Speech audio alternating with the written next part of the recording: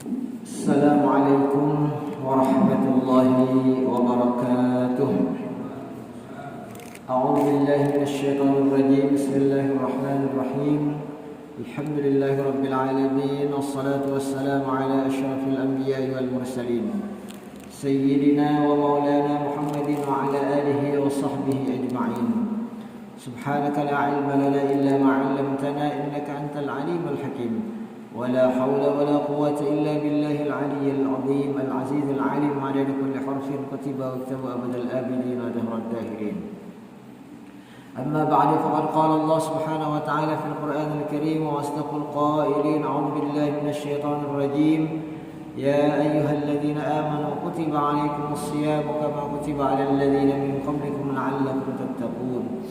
وقال رسول الله صلى الله عليه وسلم لخلوف الفم الصائم أطيب عند الله من ريح المسك. صدق الله العظيم وصدق رسول النبي الكريم ونحن على ذلك من الشاهدين والشاكرين. Para alim ulama, guru-guru agama, tokoh-tokoh masyarakat yang ulun hormati dan yang ulun muliakan, bapak-bapak, ibu-ibu, hadirin hadirat jamaah salat subuh yang dirahmati Allah Subhanahu wa taala. Alhamdulillah pada pagi hari ini kita masih diberikan Allah Subhanahu wa taala kesehatan dan kesempatan sehingga kita bisa bersama-sama mengisinya dengan menunaikan kewajiban Allah kepada Allah Subhanahu wa taala, yakni salat subuh berjamaah, dan juga dilanjutkan dengan kita sama-sama saling memberikan wasiat dan nasihat dalam ketakwaan kepada Allah. Karena kata Rasulullah SAW, dua nikmat ini yang patut kita syukuri kalau kita bisa mengisinya dengan sebaik-baiknya. Ni'matani maghbunun fihi katsirun minan nas, as-sihhatu wal faragh. Kata Rasulullah, dua macam nikmat yang kebanyakan manusia itu rugi karena tidak bisa menggunakannya dengan baik, yaitu nikmat sehat dan nikmat kesempatan. Oleh karena itu kita bersyukur kepada Allah, pada kesempatan ini kita diberikan Allah Ta'ala nikmat kesehatan dan nikmat waktu luang tersebut untuk bisa mengisinya dengan kewajiban kepada Allah, dan juga kita sama-sama saling menuntut ilmu atau belajar daripada Rasulullah SAW. Tak lupa salat serta salam mari kita curahkan dan limpahkan kepada junjungan kita Nabi besar Muhammad sallallahu alaihi wasallam, serta kepada keluarga, sahabat, kerabat dan pengikut beliau hingga akhir zaman nanti. Bapak Ibu sekalian rahmati Allah Subhanahu wa taala, masih dalam suasana bulan Ramadan yang mulia ini, maka untuk memotivasi dan menyemangati kita untuk mengisi bulan Ramadan yang penuh berkah ini dengan berbagai amal ibadah, baik itu amal ibadah yang wajib, terutama juga ibadah-ibadah yang sunnah.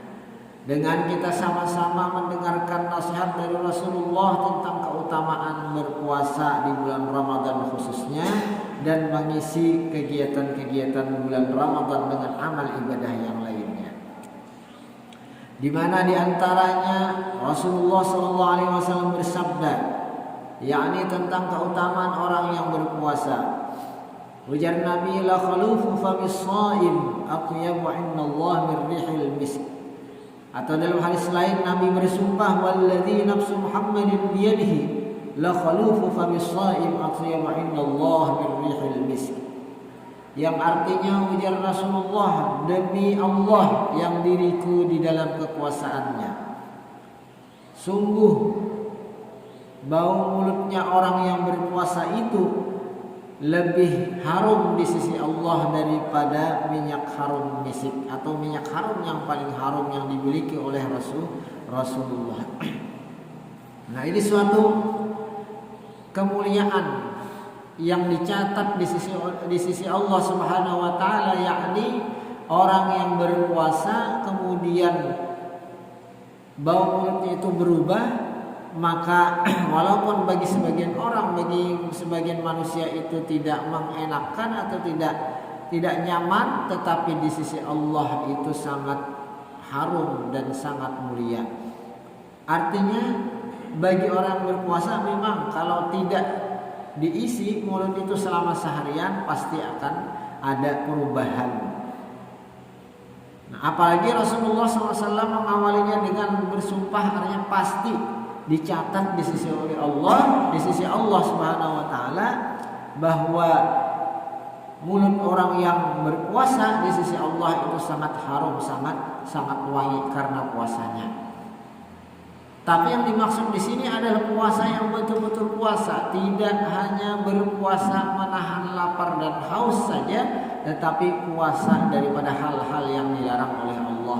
Artinya mulut atau muntung tidak hanya sekedar kada makan, kada minum, kada beruku dan lain sebagainya, tetapi juga mulut yang puasa daripada berkata-kata yang dilarang oleh Allah, mulut yang puasa dari hal-hal yang dilarang oleh Allah, seperti berbohong, menggibah, kemudian adu domba dan lain sebagainya. Itu juga yang dimaksud bahwa mulut orang yang berpuasa dari segala macam hal, bukan hanya berpuasa dari makan minum, tetapi dari hal yang dilarang oleh Allah, itulah mulut yang akan dicatat di sisi Allah sebagai mulut yang sangat berbau harum menurut Allah Subhanahu wa taala. Artinya jangan salah paham, kadang yang penting puasa ya, tetapi mulut, lidah masih berucap hal-hal yang dilarang oleh Allah. Karena apa? Karena berapa banyak, ujar Nabi, orang yang berpuasa itu hanya mendapatkan lapar dan haus saja, artinya tidak ada catatannya, tidak ada pahalanya di sisi Allah. Nah, bertolak dengan hadis ini tadi. Dalam hadis ini bahwa orang yang berpuasa mulutnya pun walaupun berbau tidak nyaman, tetapi bagi Allah itu adalah minyak harum yang sangat luar biasa kalau betul-betul puasa bukan hanya dalam hal makan dan minum, tetapi berpuasa menjaga daripada hal-hal yang dilarang oleh Allah, tidak mengucapkan hal-hal yang dilarang, tidak berbohong, tidak menggibah, tidak mengucapkan kata-kata mencela, menghina dan lain sebagainya. Nah, itu juga termasuk dalam hadis ini. Nah, tapi kalau berpuasa dari makan dan minum saja, mulutnya masih mengucapkan kata-kata yang tidak pantas, yang kasar dan sebagainya, maka tidak mendapatkan catatan pahala di sisi Allah. Karena apa? Dalam hadis lain dan mengatakan berapa banyak orang yang berpuasa tidak mendapatkan apa-apa, artinya tidak mendapatkan pahala di sisi Allah, tidak ada catatannya, tetapi hanya mendapatkan lapar dan haus saja. Secara fikihnya sah, tetapi secara batinnya tidak dicatat oleh Allah puasanya mendapatkan upah. Wakila al-muradu anna Allah yuzihi bil akhirah fatakunu nukhatu atyabu min rihil miski. Nah, ada yang mengatakan yang dimaksud dengan bau mulut yang dicintai oleh Allah daripada orang yang berpuasa itu adalah maksudnya Allah Subhanahu wa taala akan memberikan ganjaran pahalanya di akhirat, maka bau yang tersebut ataupun juga berubahnya mulut tersebut tadi itu dicatat oleh Allah dengan catatan yang indah seperti minyak harum yang menyebar aromanya. Artinya catatan pahala orang yang berpuasa yang betul-betul berpahala bukan hanya tercatat tertulis, tetapi catatannya itu menebarkan harum-haruman yang wangi. Dan juga yang dimaksud oleh ulama ini demikian, artinya dia dicatat oleh Allah bahwa si A berpuasa pada bulan Ramadan tahun 1445 Hijriah dan pahalanya diterima oleh Allah, maka catatannya itu tidak hanya tertulis tetapi juga menebarkan wangi yang luar biasa daripada minyak harum misik. Wa qila al-muradu anna sahibahu yanalu minas sawab ma huwa afdalu min rihil misk. Dan juga ada ulama mengatakan menafsirkan hadis Rasulullah tersebut yang dimaksud dengan lebih harum di sisi Allah, maksudnya adalah orang yang berpuasa itu yanalu minas sawab, mendapatkan pahala yang lebih afdal, yang lebih utama daripada minyak harum misik. Contoh mudahnya, orang berminyak harum berwangi-wangi itu hukumnya sunnah berpahala. Nah, maka orang yang berpuasa walaupun mulutnya berbau tidak menyenangkan, tetapi pahalanya lebih besar daripada orang yang berharum-harum atau berminyak wangi. Nah, itu bahasa mudahnya, artinya orang yang berpuasa dapat pahala yang sangat besar, yang afdal daripada orang yang memakai minyak wangi atau minyak harum. Warajjah an-Nawawi anna ma'na dzalika anna al-khuluf aktsaru thawaban min al-miskil mandub ilaihi fil jam'i wa majalisidz dzikri. Nah, seperti itu juga yang dikuatkan oleh Imam Nawawi bahwa maksudnya adalah bau mulutnya orang berpuasa itu lebih banyak pahalanya, lebih besar pahalanya daripada orang yang berminyak harum atau memakai minyak harum pada saat berada di majlis zikir atau di tempat-tempat jamaah. Nah, kita setiap hari Jumat ke masjid disunnahkan memakai minyak harum. Artinya bila disunnahkan ada pahalanya.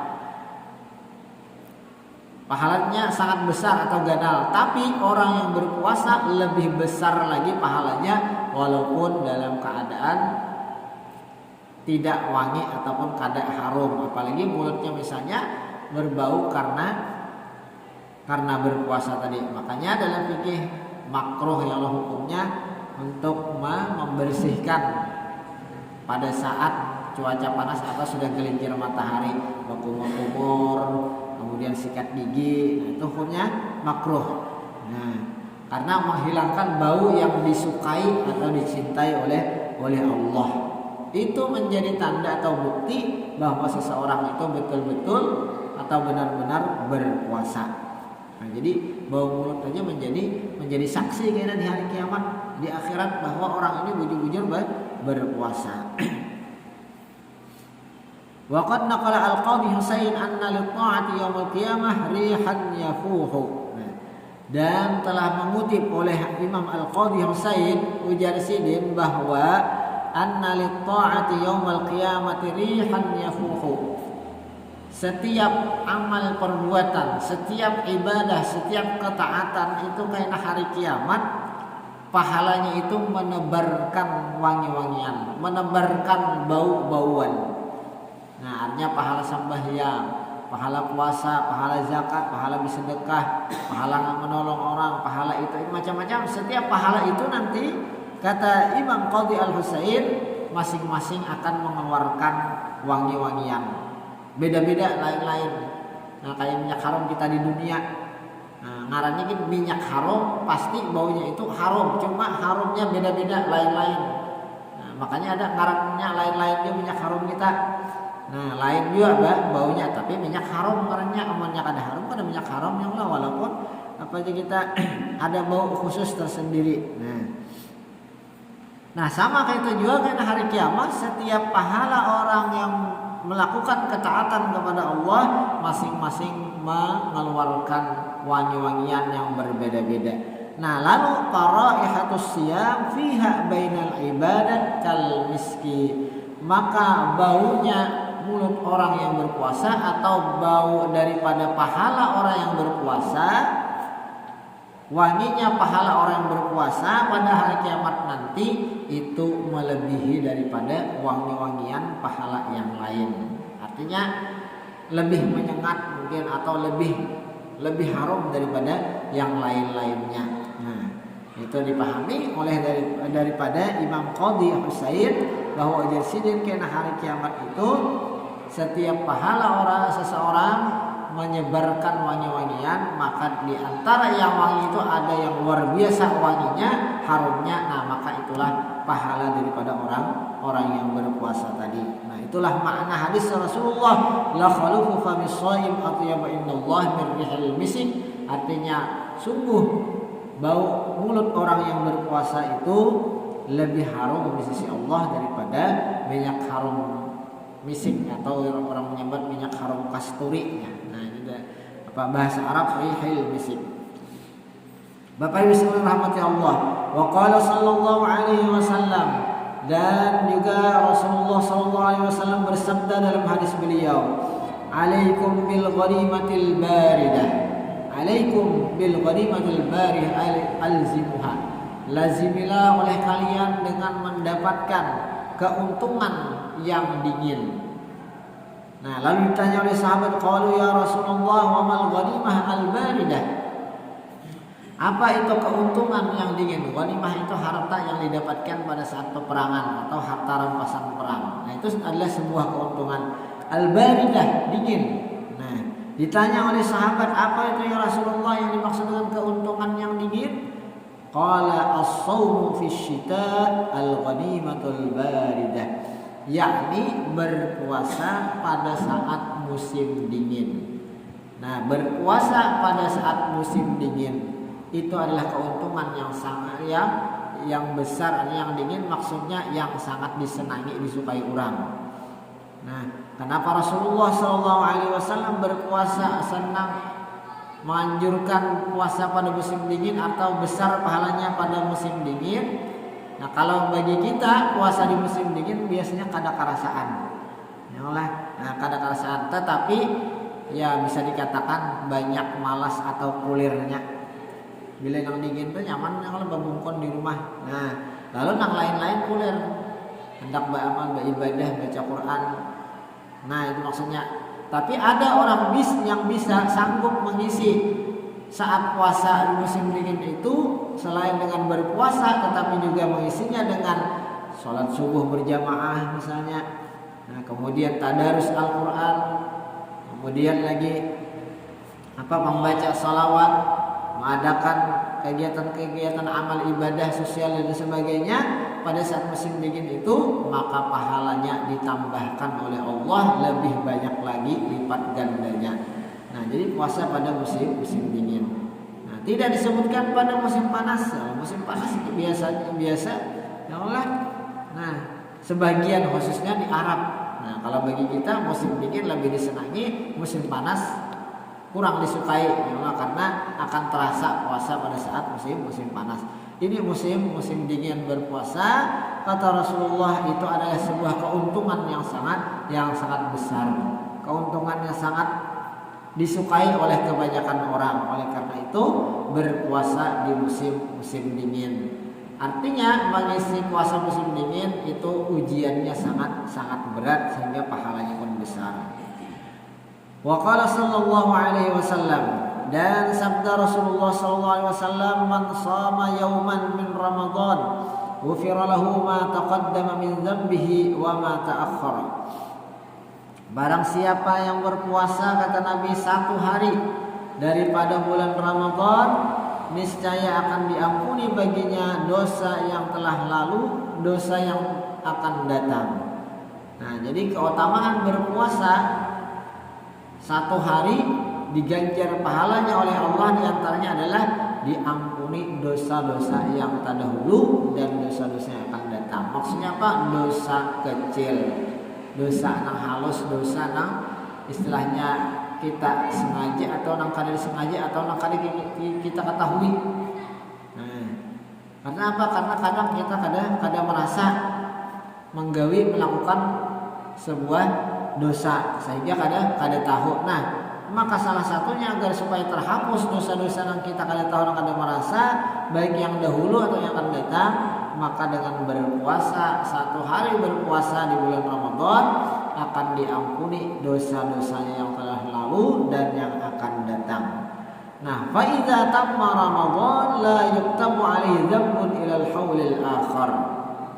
Nah, maka apabila sempurna puasanya sebulanan di bulan Ramadan, pasti niscaya tidak akan dicatat, tidak akan ditulis atasnya satu dosa pun sampai ke tahun yang akan datang. Nah, utamanya karena apa? Karena sehari berpuasa dihapus oleh Allah berapa ya dosa kita puluhan tahun sebelumnya.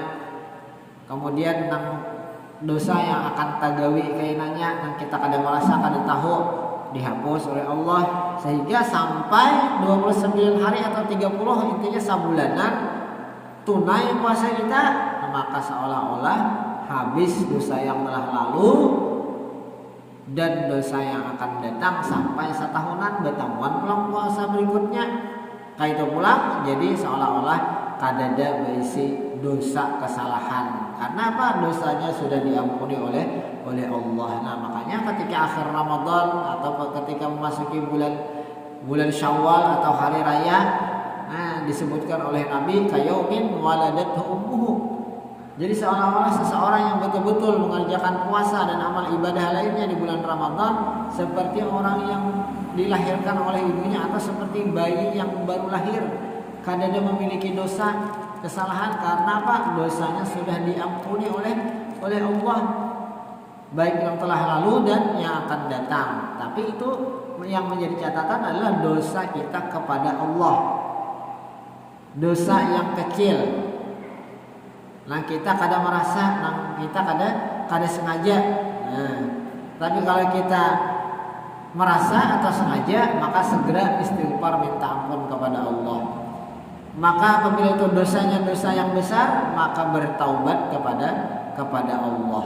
Nah, karena jenis-jenis dosa itu kan dosa besar, maka untuk menghilangkannya bertaubat kepada Allah supaya dihapus.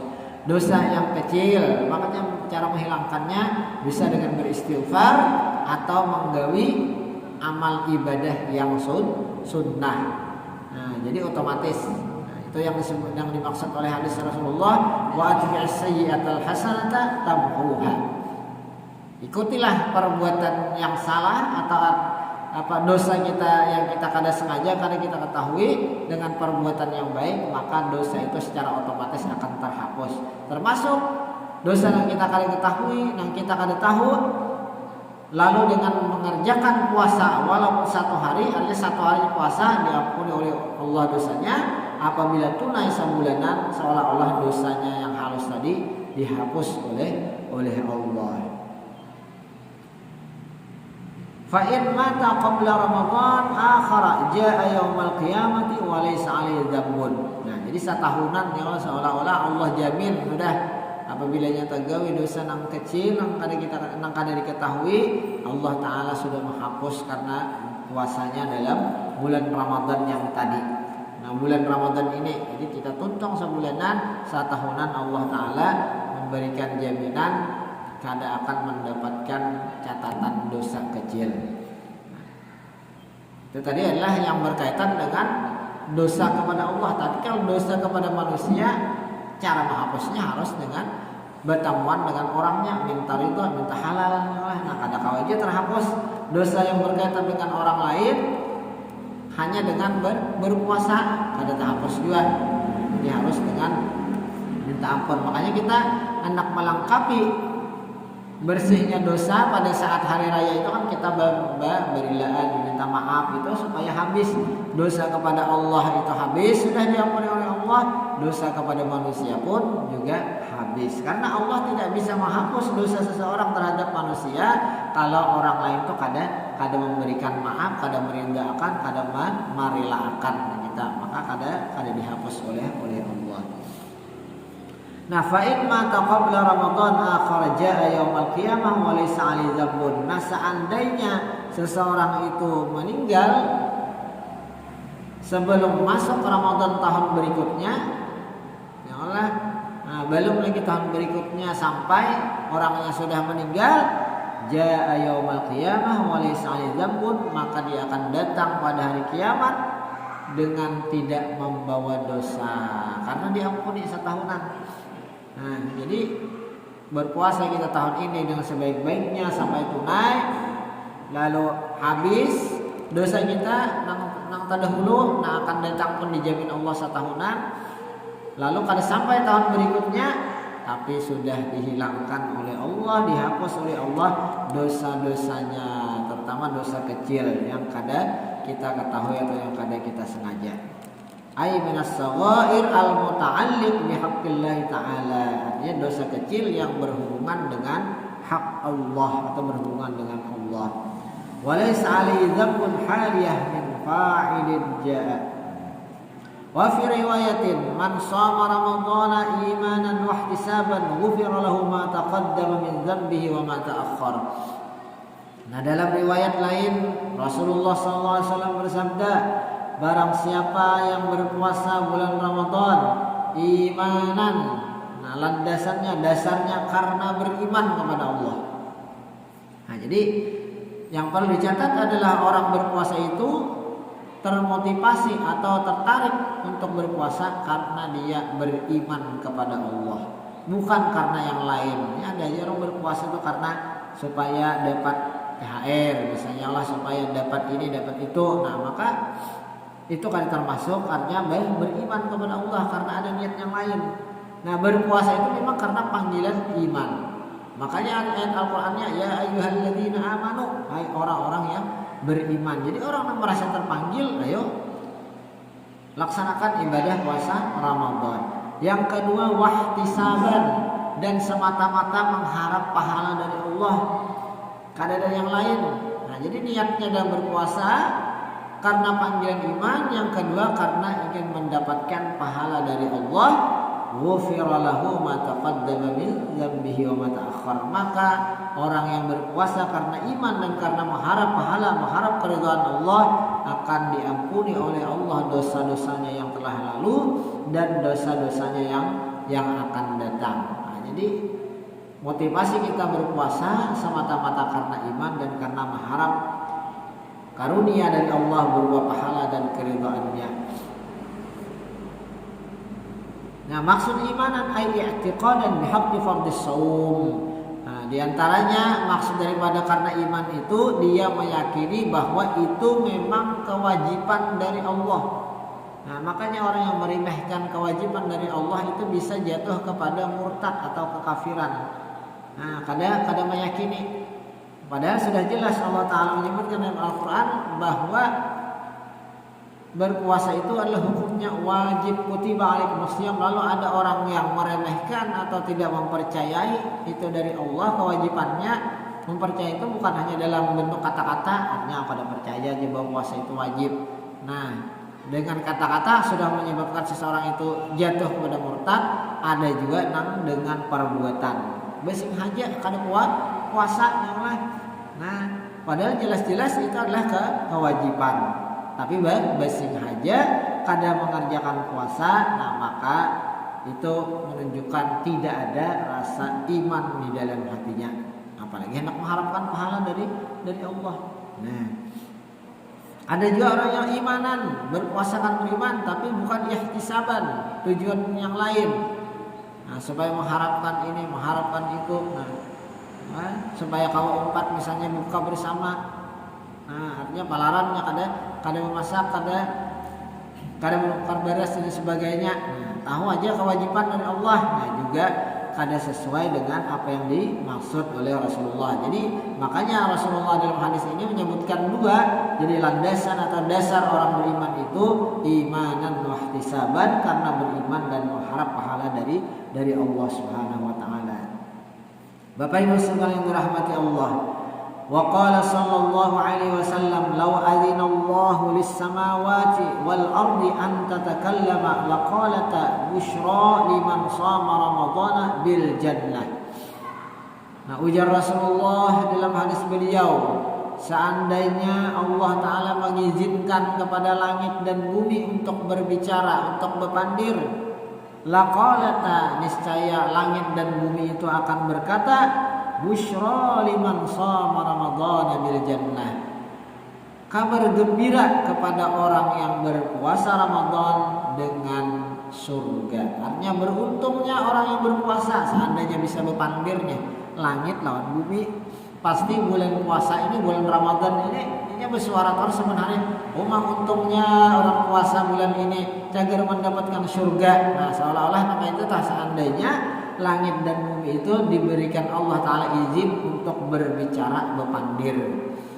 Nah, artinya sampai hendak madahkan bahwa untung benar orang yang puasa Ramadan karena balasannya al-jannah, yaitu surga. Nah, cuma karena langit dan bumi kada diberikan Allah, diizinkan Allah bisa berbicara secara langsung. Nah, maka melalui hadis-hadis Rasulullah inilah kita mengetahui keutamaan dalam berpuasa. Wa qala sallallahu alaihi wasallam as-siyamu junnatun. Nah, selain daripada surga janji Allah taala bagi orang yang berpuasa,